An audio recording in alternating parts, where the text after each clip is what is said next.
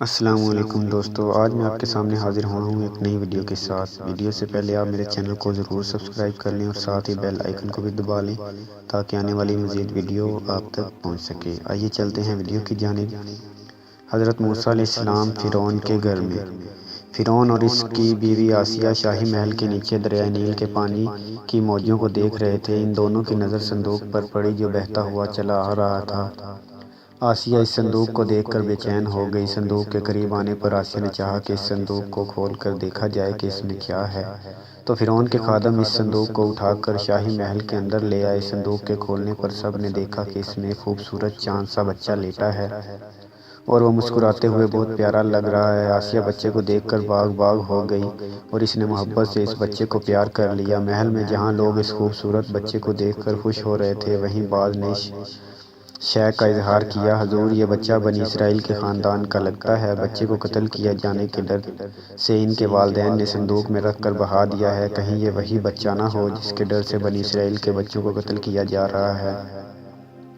اسے قتل کر دینا چاہیے تاکہ کل کو یہ آپ کے لیے پریشانی کا سبب نہ بن جائے۔ فرعون کو لوگوں کی بات میں وزن نظر آیا تھا، اس لیے وہ سوچ میں پڑ گیا۔ فرعون کے تیور بتا رہے تھے کہ اس کے دل کو یہ بات لگی ہے اور وہ اس بچے کو قتل کرنے کا سوچ رہا ہے۔ ایسے میں فرعون کی بیوی آسیہ کے دل میں اللہ تعالیٰ نے اس معصوم بچے کی محبت ڈال دی۔ اس نے بچے کو اپنی گود میں اٹھا کر شور سے بولی، سرتاج یہ بچہ مجھے بہت پیارا لگ رہا ہے، یہ میری اور تمہاری آنکھوں کی ٹھنڈک بن جائے گا۔ اسے بیٹا بنا لینے میں فائدہ ہے۔ اس بچے کو اپنا بیٹا بنا کر رکھ لینے سے یہ فائدہ ہوگا کہ یہ ہماری محبت اور آغوش میں تربیت پا کر تمہیں قتل کرنے کے ارادے سے باز رہے گا۔ فرعون کے دل کو ملکہ کی بات اچھی لگی اور حضرت موسیٰ علیہ السلام کو قتل کرنے کے ارادے سے باز رہا۔ فرعون نے جس کے ڈر سے لاکھوں بچوں کا ناحق خون کیا، وہی بچہ پرورش پانے کے لیے فرعون کے ہی گھر میں آ گیا تھا۔ یہ اللہ کی شان اور اس کی قدرت ہے کہ بنی اسرائیل کو دشمن سمجھنے والا سرکش فرعون حضرت موسیٰ علیہ السلام کی پرورش کرنے پر نگران مقرر ہو گیا تھا۔ ملکہ آسیہ کو حضرت موسیٰ علیہ السلام سے بہت محبت تھی، اس لیے چھوٹے بڑے، مرد عورت، خادم اور خادمائیں سبھی حضرت موسیٰ علیہ السلام پر اپنی جان نثار کرنے لگے تھے، اور وہ ایسا کیوں نہ کرتے۔ حضرت موسیٰ علیہ السلام خوبصورت تھے، ملکہ کی جان اس کی آنکھوں کی ٹھنڈک بنے ہوئے تھے۔ حضرت موسیٰ علیہ السلام کو دودھ پلانے کی غرض سے ملکہ نے دائی کو بلایا اور اسے بچے کو دودھ پلانے کا حکم دیا۔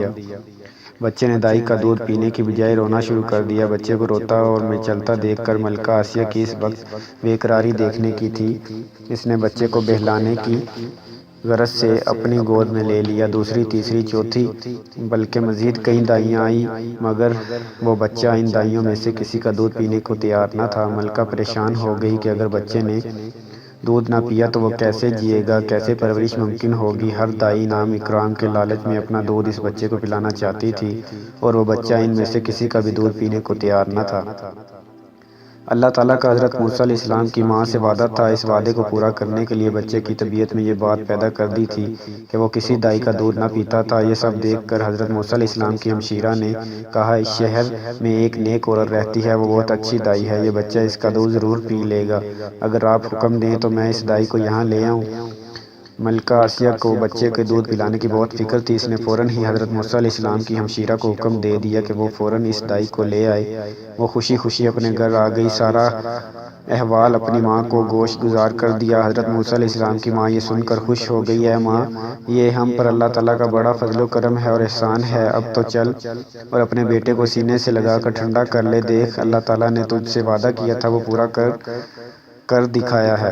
حضرت موسیٰ علیہ السلام کو جب نئی دائی کی گود میں ڈالا گیا تو وہ بچہ اپنی ماں سے لپٹ گیا جیسے پہلے سے جانتا ہو، جو کسی کا دودھ نہ پیتا تھا اس کا دودھ پینے لگا تھا۔ ملکہ بھی یہ دیکھ کر حیرت زدہ ہوئی اور خوش بھی ہو گئی کہ بچے نے آرام سے دودھ پی لیا ہے۔